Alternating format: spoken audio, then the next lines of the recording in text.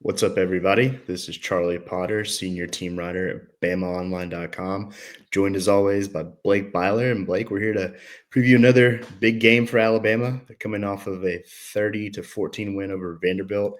I think we talked about like the revenge factor. If Alabama could kind of put together two back-to-back impressive performances, and they did just that. And that's what we'll kind of start with today is kind of putting a bow on that Vanderbilt game. And like I said, 30-14. And let's start with Ty Simpson because I Yeah. think, QB1 has played really well. He actually threw his first interception of the season against Vanderbilt. It was on Alabama's opening drive. We both kind of looked at each other in the press box, wondering why Alabama didn't maybe run the ball on 4th and 1 there and took maybe a deeper shot to Josh Cuevas, but it was picked off. And look, kudos to Ty Simpson. After the game, he kind of took ownership of the mistakes the offense made, whether it was the interception, he took 4 sacks. He kind of put that on his own shoulders, but still, like, it's crazy that we write about maybe the negatives from Ty Simpson, but the guy still threw for 340 yards and a couple of Yeah. touchdowns and looked really good against Vanderbilt. Just he's continued to string these together and playing at a really high level. And you're going to be kind of hard pressed to find a better quarterback than 15 right now.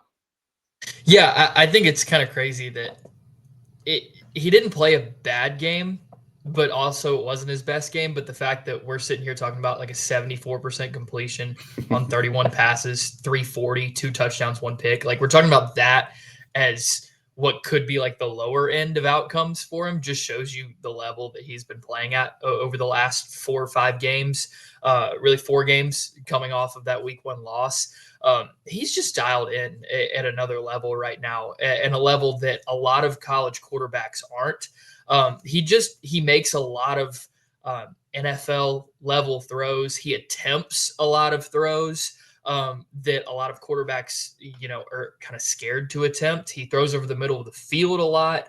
I think Cole Kubelik says this a lot, that a lot of college quarterbacks, if you find one that's willing to throw over the middle of the field, that's an advantage you have over a lot of other quarterbacks because they only want to throw out to the sideline and to the numbers. So he had a few throws that he wanted to get back. I'm sure that interception being one of them. He had a couple more where he was really trying to fit it into some tight windows and didn't quite get it there. But I do think the fact that kind of the first thing he did post game and that he continued to do throughout the week of practice was kind of shoulder the blame for that. And that's something you want to see your quarterback doing. It shows a level of maturity that he has that I think should give Alabama fans confidence. It should give the team confidence that he's not just letting it rip and not having any consequences to it. Like he knows what there is that he needs to improve at. He's talking about it. He's taking ownership of it out loud. And so those are all really good things that I think just show the level of attention to detail that he has and that he's continued to have. And that's really the reason that he's played as well as he has since that week 1 loss. Yeah, I think offensively, Alabama had really strong closes to both halves, and they've really that 2-minute offense has looked really good. I think Ty Simpson's been surgical in that. You look at it, they get the ball back, I think, with 1:33 left in the Mm-hmm. second, and they march down the field 78 yards in about a minute 10 and score. He had a 27-yard touchdown pass to Jeremy Bernard there before the half, and just I think that ability, that kind of clutch gene has been really impressive. Going to need that again on the road. But like I said, 2 strong closes to each half because we saw Alabama really lean on its run game late against Vanderbilt. It says it down kind of like in the topics we're going to talk about. But it's kind of this is the Jam Miller we expected given all the preseason hype that was surrounding him. 136 yards, 22 carries, scored a 20-yard touchdown there at the end. He's been impressive. He's a guy that I think 10 of his carries came in the 4th quarter. So a guy that they trust and that they were able to lean on to kind of milk the clock there against the Commodores. But I think Jam Miller's a guy that if you can get this kind of production out of him with the way that Ty Simpson and the receivers are playing, this offense is going to be no fun for any defense to have to face. And they need other backs to step up. I think Kevin Riley's been solid. He's still shown a little bit of juice, but his numbers haven't jumped off the page here lately. But I think if you can get this from your senior, your leader of that running back room, man, it's going to be a lot of fun to watch. Yeah, 100%. Like you said, like this is the Jam Miller that we really thought we were going to get. And it makes a lot of sense why, kind of in the preseason, when Ryan Grubb was asked about the running back room, he just said Jam Miller. Like those were the Yeah. first two words. Then he paused for a second before he went on into the rest of the running back room. He has a different gear to him than a lot of these other guys. And we can see it was very kind of plain and visible, just the level of impact that he has compared to the running that we've seen from some of the other guys. Him going over 100 yards is pretty notable. I just pulled up. uh, Last year, he went for 140 against South Florida, but that was the last time an Alabama running back, it looks like, Hmm. went over 100 yards. The last time an Alabama player went over 100 yards was Milrow in the Auburn game. But then the last time an Alabama running back went over 100 against a Power 5 team was the 2023 Tennessee game when Jace McClellan did it, and he went for 115. So it's been a really long time since, against high-level competition, Alabama's had a running back go over 100 yards. He ran really well. He ran hard, and really just showed that extra level that he has and that running ability, the toughness to fight for extra yards. He's able to put his foot in the ground, make defenders miss. Just all these little things that he has that really elevates him over the rest of the backfield. I think Kevin Riley still does some really nice things, and I kind of like the 1-2 punch that they give with Riley being really quick, being able to be a guy that's utilized in the screen game, especially they're both utilized in the receiving game. To a really nice extent. But I think having Jam Miller back is huge for this offense. And he was solid against Georgia, but I think he needed a game to kind Yep. of get his feet back underneath him. He made some good plays, but this really showed what we expected that he could be based on all of the reviews we heard coming out of fall camp and how good he had been. So it's exciting to see him be able to do this also in his last year of eligibility too. Being a senior, coming back, having spent a lot of time in this Alabama program, waited his turn behind a lot of guys, and now it's really his backfield, and he's getting to show what he's able to do with that. Yeah, they had a strong close to the game running the ball, but Vanderbilt had a really strong start to the game running the ball. Yeah. They had 113 yards in the first quarter. You had that 65-yard touchdown run by Cedric Alexander. Both he and Diego Pavi were kind of putting their money where their mouths were in that first quarter, but Alabama really buckled down the rest of the game. Over the last 45 minutes of play, I think they only gave up 22 yards on the ground. That's really impressive. I think the second half defense for Alabama here of late has been pretty much fantastic. They've given up 7 points in the last two games. You look at what they were able to do against Vanderbilt, coming out of the half, really setting the tone with not back-to-back 3-and-outs, but essentially, I think Vanderbilt ran 7 plays in their first 2 possessions the second half. And then they were driving a little bit, but Keon Sabb picked off a pass in the red zone. Had a couple of red zone turnovers that were big by this Alabama defense. But just the way that they've been able to make adjustments at halftime, I think Kane Womack deserves some kudos. We've kind of seen the tune change for him over the last couple games. Really, it's been during the games because it's been bad to start some of them. But when you look on the BO Roundtable message board, but what do you think of the way the defense played on Saturday? And we're going to get into it, but you're going to need another Herculean effort from that squad going against this Missouri offense. Yeah, I think the run defense was really solid outside of really the 2 big plays in the first quarter that kind of gave Vanderbilt all of the rushing yards that they were able to have. They had the long touchdown, and then Diego Pavia had another long run for 35, 36 yards, something like that. But really from there, it looked like on those plays, there were really some run fit issues that were coming from, the second and third levels. But the defensive line played really well in this game. It's really good to have Tim Keenan back and have a guy of that size that's able to, eat double teams and things on the from the offensive line. And then just the way they played the rest of the game, getting stops in key moments, limiting that rushing offense from Vanderbilt that had been elite, one of the best in the country. We had talked about that before the game coming into it. They only had 22 rushing yards over the last 3 quarters of the game. And a lot of that was because of how the defensive line played, how the linebackers played in their run fits, even the secondary after having a tough go of it against Georgia in some of their run support. They had a good outing against Vanderbilt. Justin Jefferson was a huge part of that. He flew around. He got Defensive Player of the Week for his performance.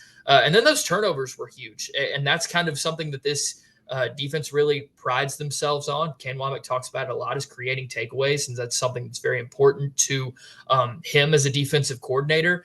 There are going to be times where this defense bends, and I think that's true of most defenses in college football. I don't think there are any defenses that are going to keep an opponent from crossing the 50 all game. Like you're going to have some offenses threaten you, but in big spots in this game, really big spots, the defense was able to come away with turnovers. Both of them. The first one came when Vandy was, I think, threatening to go up 14-0 early in the game. Justin Jefferson strips Diego Pavia, and Keenan's able to jump on it. And then late in the game, Alabama's stalled on 2 drives, kicked 2 field goals.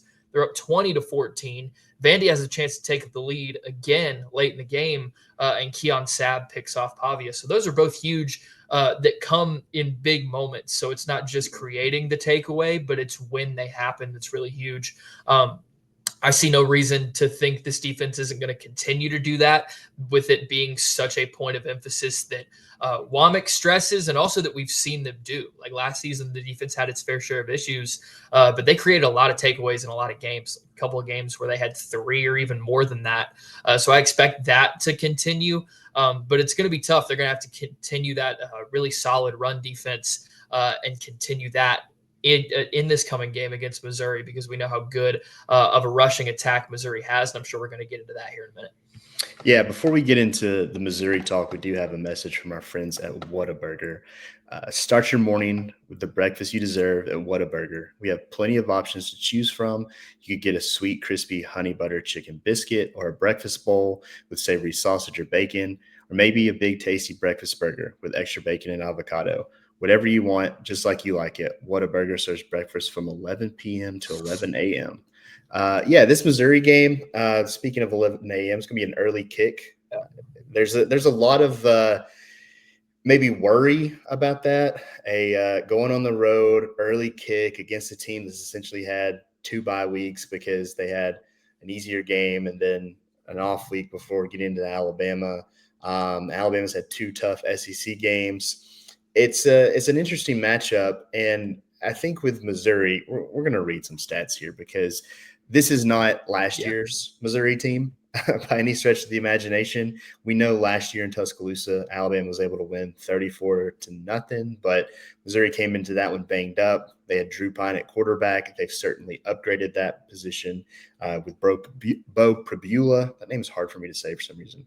But this Missouri team's 5-0. They enter the game undefeated, and they're among the top 10 nationally in several statistical categories. They're number 1 in run defense. They're number 2 in total defense. They're number 3 in rushing offense, 4 in total offense, 7 in scoring offense, and number 10 in passing defense. They're also really good on third down on both sides of the ball. They're number 1 in third down conversions offensively, and they're number 3 in opposing third down conversions. So this is a team that has looked really good. The caveat here is the Tigers really haven't played anybody. They have the worst strength of schedule among all 16 SEC teams. They've beaten 2 Power 4 opponents, which that's Kansas in the rivalry game they had earlier in the year. They won by 11 in Columbia, and then they played South Carolina and won by 9. So they have the nation's 109th strength of schedule if you look at ESPN's Football Power Index. For comparison, Alabama's number 3. So, the old adage of they ain't played nobody kind of fits into this, but they've taken care of business. That's all you can really do is play the teams in front of you. And we'll get into the run game a little bit after this specifically, because I think that's where this game really starts for the Alabama defense. But just when looking at Missouri, how much better do they look than they did a year ago? They look a lot better, and that starts with having a starting quarterback and bringing the backup into Tuscaloosa last year. And that was also I think that game was coming off the Tennessee loss, if I remember right. And so it was really kind of a get-right spot for Alabama, and they blanked them 34-0. That having a starting quarterback goes a long way. And also they've looked good in what you said, taking care of business against the competition they've played. Eli Drinkwitz on the coaches teleconference this week said something interesting to me. He said their defensive statistics were a little skewed based on the competition that they've played. I think that's a pretty interesting thing for a head coach to kind of admit. But I mean, Central Arkansas, Louisiana, and UMass, they gave up 10 points or less in all of those games. And he said those were games where they were really just kind of able to overwhelm the opponent. And he acknowledges that this is going to be a completely different challenge. I think that's an interesting wrinkle to this game. I also think it's interesting not only the strength of schedule, but Missouri hasn't played a road game this season. And not that that makes a difference for this week because they're playing at home again. But I can't remember the last time I've seen a team play 6 straight home games to open a season with a bye week in there. So it'll be week 8 of the season by the time Missouri goes on the road for the first time. So certainly less battle tested than Alabama, who's gone on the road and lost. They've gone on the road and won against a really good Georgia team. They've played a really solid Vanderbilt team at home and won. So that's going to be, a different kind of perspective coming into this game. These teams being different amounts of tested, but certainly a tricky matchup against a team that, like you said, is a whole lot better than they were last year. It starts with Missouri with the ground game. They've been really good at throwing the ball too, but it starts on the ground, and that starts with Ahmad Hardy. He's a transfer from ULM, and he's a guy that he's 3rd in the nation in rushing. He is head and shoulders the leading rusher in the SEC. But as a team, they average 292 yards on the ground. They're running the ball nearly 50 times a game. But Ahmad Hardy has 730 of those yards. He has 9 touchdowns, and he's doing it on 103 carries. He's the only player in the country with 700 or more yards. So he's the nation's leading rusher. He is 5'10", 210 pounds. He's run for at least 100 yards in all 5 games. He has a 250-yard showing against Louisiana on September 13th. So he's been a guy that's carried it 20 or more times in the last 4 games. He's scoring in bunches. I think he has a touchdown in every contest. He's not much of a receiving threat. He has 1 catch for 2 yards, but he's clearly a dangerous runner, and he's not the only one on this roster. You look at it, they have Jamal Roberts has 350 yards, 3 touchdowns on 48 carries. Marquise Davis has 200 yards and 2 touchdowns on 34 carries. QB gets involved too. Their top 3 rushers, though, from a running back perspective, are averaging over 5 yards a carry, almost 6 yards a carry, and their top 2 are over 7. So this is a rushing attack that is very potent. And for Alabama, you can't play like you did in the first quarter against Vanderbilt. You can't play like you did against Georgia. You need to have that second half defense because it's going to be a fight inside the trenches. They're going to want to run the ball, and you can't really let that be their MO. You got to be able to stop that. Now, I think they're going to get theirs, but it can't be running wild, and you can't have Ahmad Hardy just having another big game and continue to add to his Heisman resume. No, you can't. This can't be a game where you give up close to 300 yards or more than that on the ground, because if that leads to Missouri being able to control the clock. And then the last thing you want when you're going on the road is for teams to just be able to churn out long drives. That keeps your defense on the field longer. If they're churning out 5-6 yards a carry, their drives are going for 12, 13, 14 plays. It's eating up 6, 7, 8 minutes of clock. Like, that's a recipe for a loss. I think if you're Alabama, the time of possession, I think, is going to be really important in this game.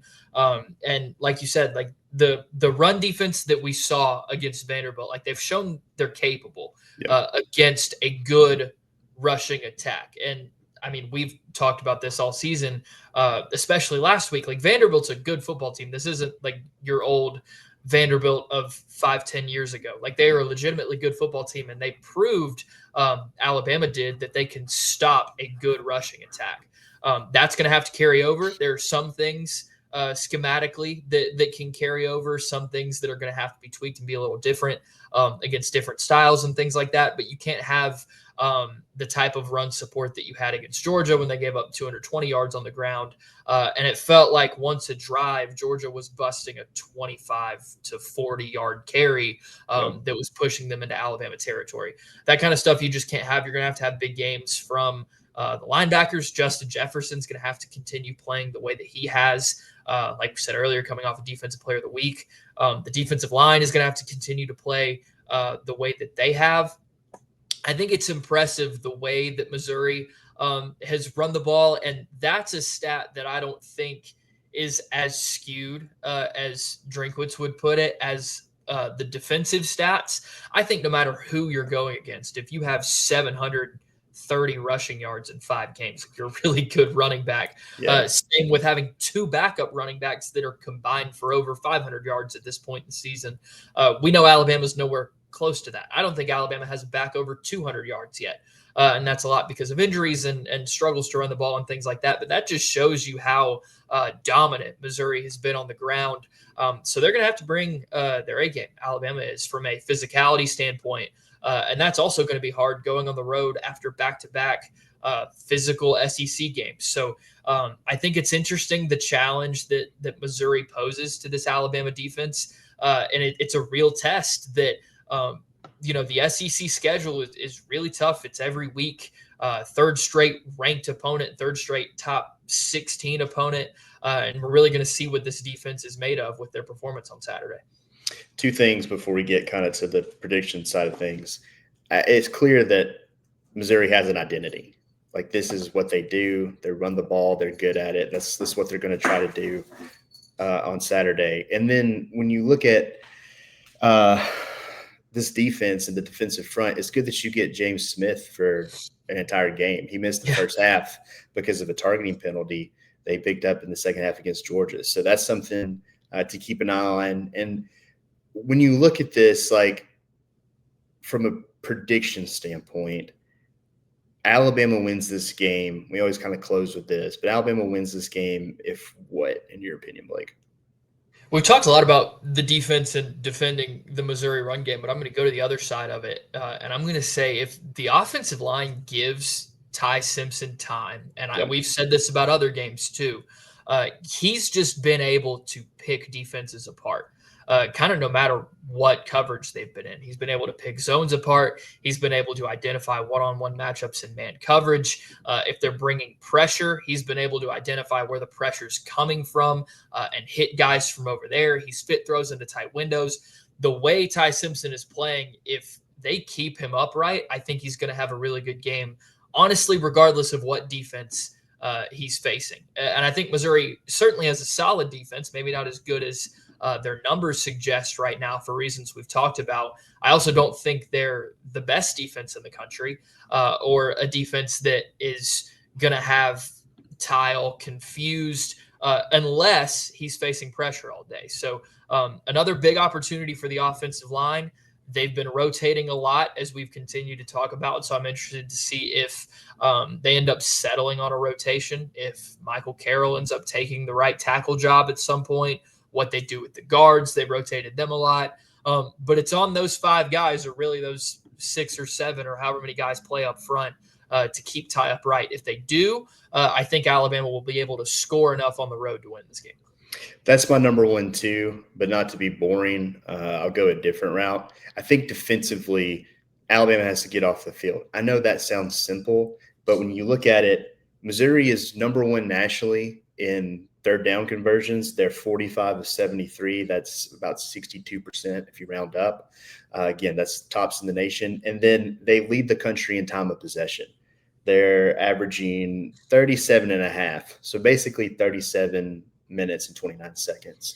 And that's a big reason is because of their run game. They're able to, with that identity of theirs, they're able to kind of establish the run and kind of dominate the line of scrimmage and sustain drives. So if you're Alabama defensively, you got to get off the field. And I know that sounds simple, but you got to get stops. You got to force turnovers. You got to create negative plays. You can't let them just kind of stack plays and stack runs on top of each other because your offense is talented enough that they can make plays and put points up on the board. You got to give them those opportunities. So I think they kind of go hand in hand. But when you look at just what Missouri has been able to do through its first 5 games, and again, I know the level of competition, but you gotta stop them from doing it. You got to be the competition that changes the narrative.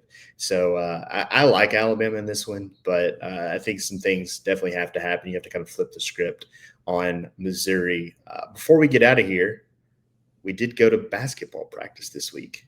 It's been a long time coming. It feels like we were supposed to do that during the Georgia week and then during the Vanderbilt week, but we're able to go on Monday morning. Granted, we didn't see a ton, and where we were kind of in the indoor facility, couldn't really see the right side of the court that great, and they were split up, and we never saw 5-on-5, so I'm almost hesitant to even say this, but I'll couple it with also we heard from Nate Oates, we heard from Aiden Sherrill, really for the first time in a long time. Yeah. What were your takeaways from not only practice, but just some of the comments from Oates and company? I'll start with what we saw in practice. We didn't get to see much, didn't get to see 5-on-5, which was a little disappointing because I think that's really what everyone wants to see whenever they go to basketball practice. They were running their offense against air. They were running defense against scout team, which is like somewhat interesting. But like physically, visually, it's a really long team. They are longer with their personnel than they were a year ago. A lot of guys who just have really long wingspans. And that's going to go a long way as far as defensive personnel is concerned. I think that's going to help them, even if they're not good defenders, which I think a lot of them are. That alone really helps your baseline as far as your defense goes. Just being able to clog passing lanes, be a pest, and not get blown by because you have more surface area, you have more space that's being taken up. Also, shot blocking, protecting the rim. Defending the paint, things like that. I think that's going to go a long way with a lot of these long, kind of rangy, wiry defenders. And that's going to help a lot on the defensive end.